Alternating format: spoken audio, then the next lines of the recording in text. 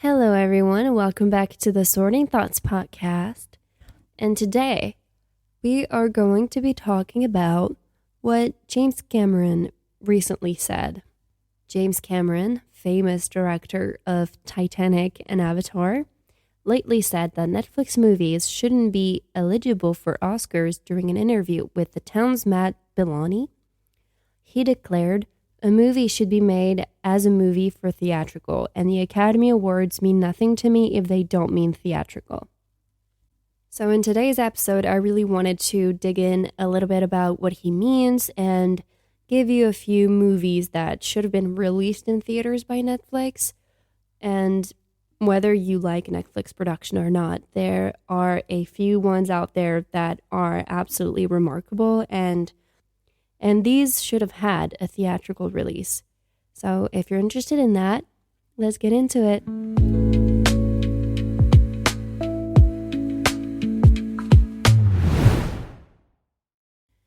Why are there so many conversations around films that should or should not be eligible for an Academy Award? Well, the most common answer you'll find is that an Academy Award is for films that have had a theatrical release. And based on facts, the Oscars are designed for the cinema, and Netflix movies are sort of like TV movies. There's an award ceremony dedicated to TV movies, and it's called the Emmy Awards. So, Academy Awards historically recognizes films and supports films that were released in a movie theater, and critics specifically do make a huge difference between an at-home streaming service and a theater. But Netflix has become a lot more than streaming platforms these last 10 years, I would say. It has created, it has produced, it has released their own movies and TV shows. But it's not the only streaming platforms to have done that. Prime Video, HBO Max, Disney Plus, they all have taken the same route.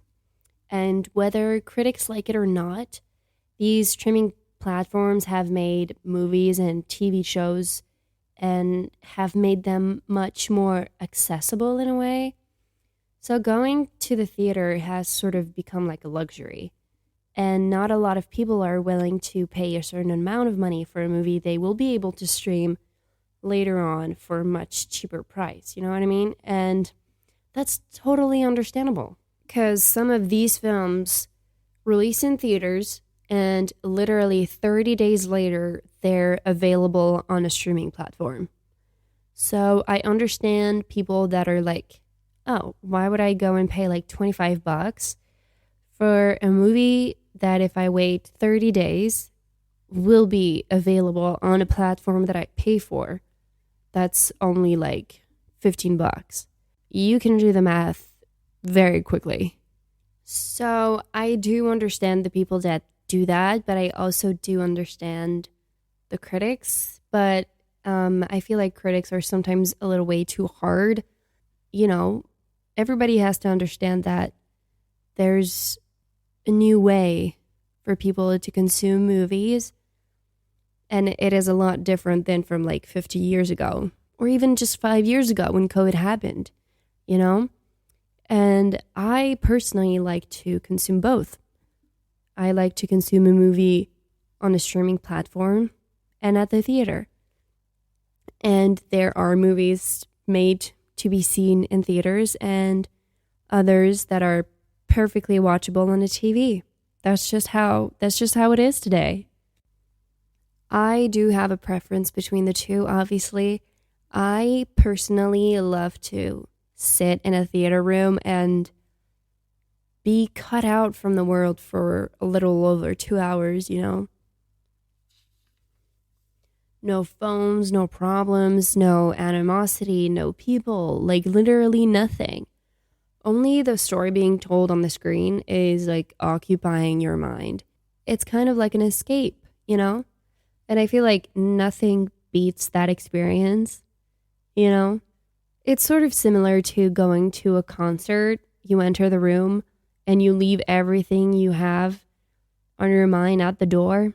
And when you get out, you sort of feel like empowered and you feel like you can literally do anything, and that like they make your problems seem so small.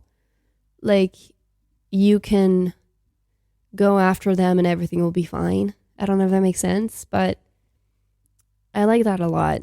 I really like that feeling. I feel like that's one of the greatest feelings ever. But anyways, back to the main subject. These streaming platforms have also immensely helped productions in terms of money. Like that is a fact that nobody can deny. They're able to finance great movies that maybe wouldn't have been made because they didn't have the funds, you know?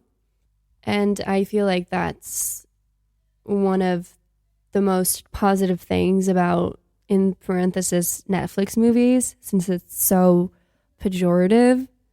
But I guess it might have become pejorative because there's just been so much. And whenever Netflix is releasing a movie and doing marketing about it, it's really throwing everything at you. It's like marketing vomit on your Instagram or your Twitter or your TikTok. But they have done great things. I will say that. Some of those things were not great, but there were a few in there that were great. And I do love that they're doing more daring movies. And, you know, daring movies that might have been suggested to big studios like Warner Bros., Universal, MGM, Sony, but they didn't take the chances to make them because of uncertainty around it, like if it was going to work or not, or they just didn't fully believe in the project. And I feel like a rare studio that really takes on the chances to do more daring movies is A24. And they're very known to make those daring movies. And some people will like it, some people will not, but they don't care. They still made the movie and it's still out there. And actually, most of these movies are very successful whenever they come from A24.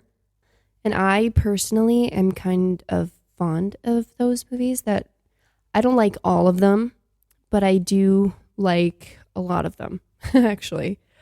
But, you know, it's a rare production that takes real risks these days. And also Netflix does that a little, but they don't really take as many risks as A24, but they will make the movie. Will it be good? Maybe. Will it be bad? Maybe.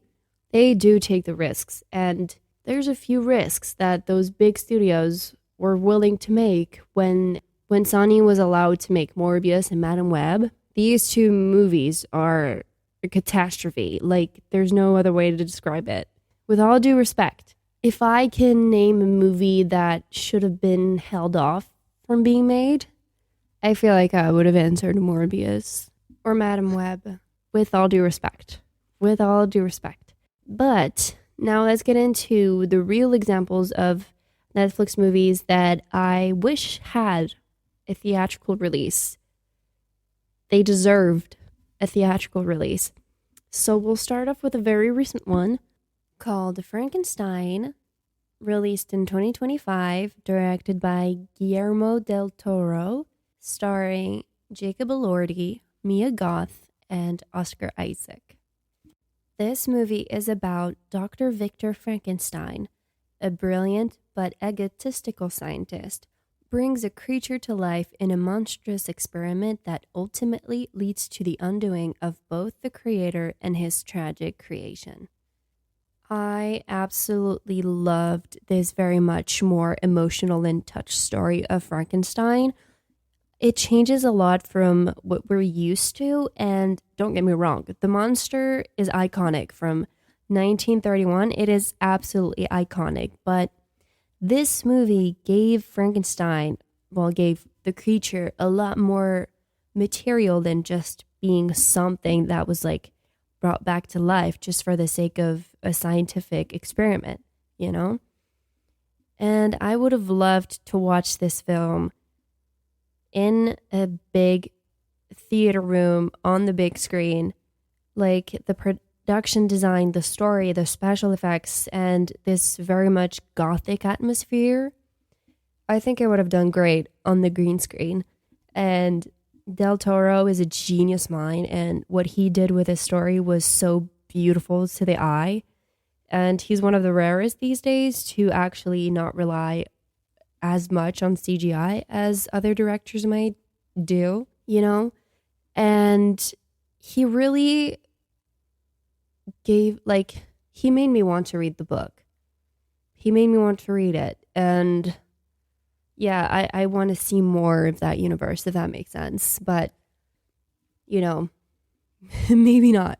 Maybe not, because one thing is great doesn't mean the second one's going to be good. So, but it really makes me want to see a lot more movies like that. Like, seriously. And he's so very meticulous about his visuals and his set designs. It's really beautiful to see. The costume as well were absolutely remarkable. Like, there was so many references to the original movie made in 1931 and also The Bride of Frankenstein from 1935. I think one of the details that I liked the most was probably Elizabeth's wedding dress, and her sleeves resembled The Bride of Frankenstein's sleeves from the 1935 film. And these are really details that I live for. Like, I'm not necessarily seeing them immediately when I first watch the film. It also depends on the film, depends on if I know a lot of information about it or not. I love to read other people point them out.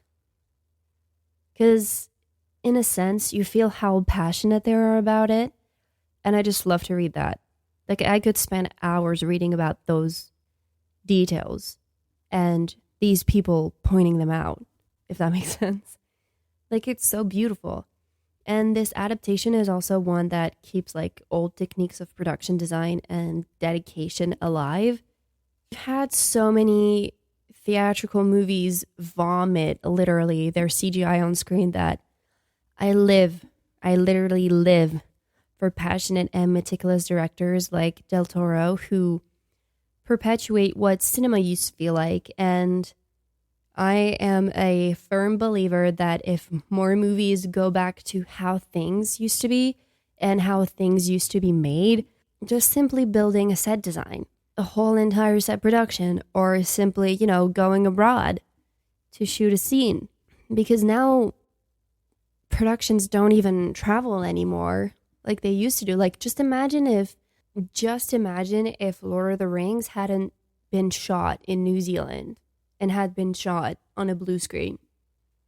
It would have been horrendous. Like, literally.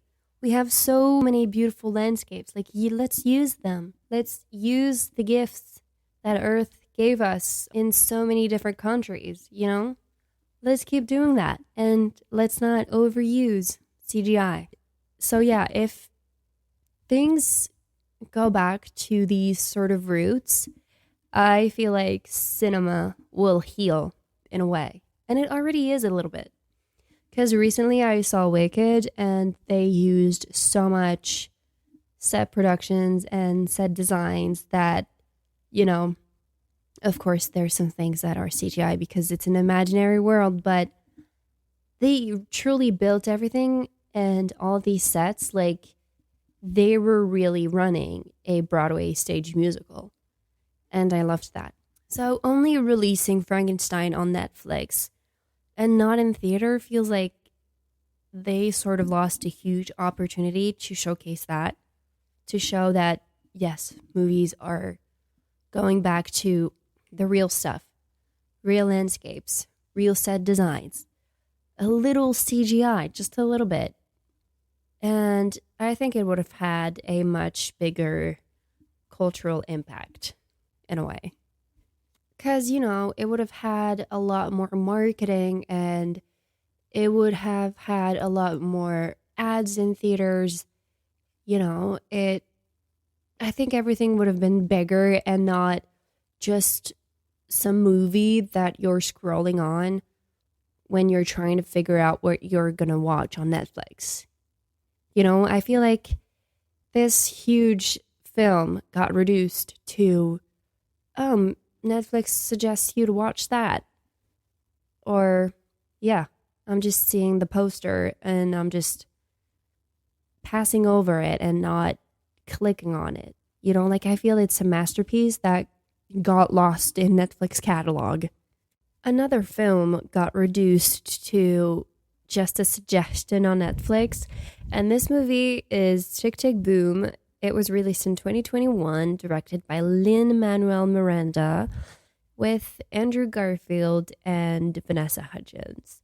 So this movie is about, on the brink of turning 30, a promising theater composer navigates love, friendship, and the pressure to create something great before time runs out. Tick Tick Boom definitely should have been released in theaters.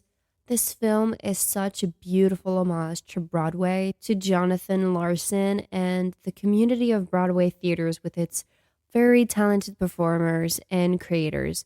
I am myself a theater kid at heart. I like to consider myself one because I grew up watching musicals, and these people are so passionate about what they do.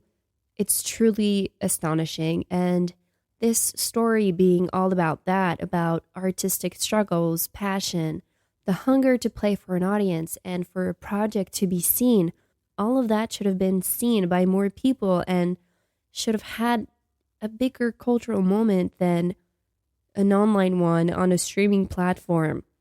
And a musical is meant to be experienced in the big room, and Andrew Garfield's performance was also absolutely phenomenal and should have been recognized by the Academy, like many of his other performances, actually. But he's absolutely magnificent in this film. And yeah, I feel like musicals are not seen enough. I know it's not for many people. I know a lot of people don't like their movie to be interrupted by a song or a dance number, but it's just so beautiful because of what music is. Like music is bringing a lot of people together from all over the place, like maybe people that would have never hung out together if they didn't have this passion for this musical in common or this passion for this artist in common. Like music is such a beautiful thing, and having it in a genre with musicals combines really two beautiful things, which are acting and singing. I feel like, at least in my opinion, it's so much fun. It's so much fun. And I just wish studios would make more musicals. And I hope that with Wicked that recently came out and the success that it had, that now they will go on to making other musicals. I would love to see Hadestown in a movie musical. I would love to see Evita as well. Evita was like the West End production in London of Summer. I would have loved to go see it, but it's in London and I'm in Paris, so couldn't do that. Didn't have the time, didn't have the money either. But I would have loved to see Rachel Zegler perform at the London Palladium, or even just watch her perform Don't Cry For Me Argentina at the balcony of the London Palladium. Like, that would have been so beautiful. Like, my TikTok was full of that, and I couldn't be more grateful for that algorithm that gave me so much of this content. I loved it. Another thing I loved back in 2019 was the movie Knives Out. And in 2022, Glass Onion, a Knives Out story came out. It was directed by Ryan Johnson, and it was with Daniel Craig, Edward Norton, Janelle Monáe, Catherine Hahn, Madeline Klein, Kate Hudson, and so many others. It is about world-famous detective Benoit Blanc heads to Greece to peel back the layers of a mystery surrounding a tech billionaire and his eclectic crew of friends. I love me a good mystery comedy investigation. I love those little kind of movies. So I wanted to start off by saying that. But also, first and foremost, the first Knives Out movie of 2019 was released in theaters, but the rights were bought by Netflix, and they produced this one and a third one that will come out in a few days in December of this year. And I do love the fact that Netflix bought the rights to continue these stories because they're a great mix of mystery and comedy. And like I've said, I love that. But it would have been such a great cinematic experience to discover the twists, the reveals, the comedic timings, the fights, the big revelation on a big screen, like the first one. It would have been so fun to laugh with an audience in a theater room, and it really could have been turned into an event, like the release of the first one. The atmosphere is also 10 times enhanced in a theater room, and I feel like it was a little bit brought down to this sort of like mystery episode of the week when it came out on Netflix, because it's actually not. Like it's not only just a suggestion on the catalog, it's a really good movie, and it's a movie that really deserved a theatrical release. And it's definitely not when you look at the casting, the high production design, the elaborate set pieces that you'll tell yourself, oh, this is just the mystery of the week. No, it's not. It really isn't.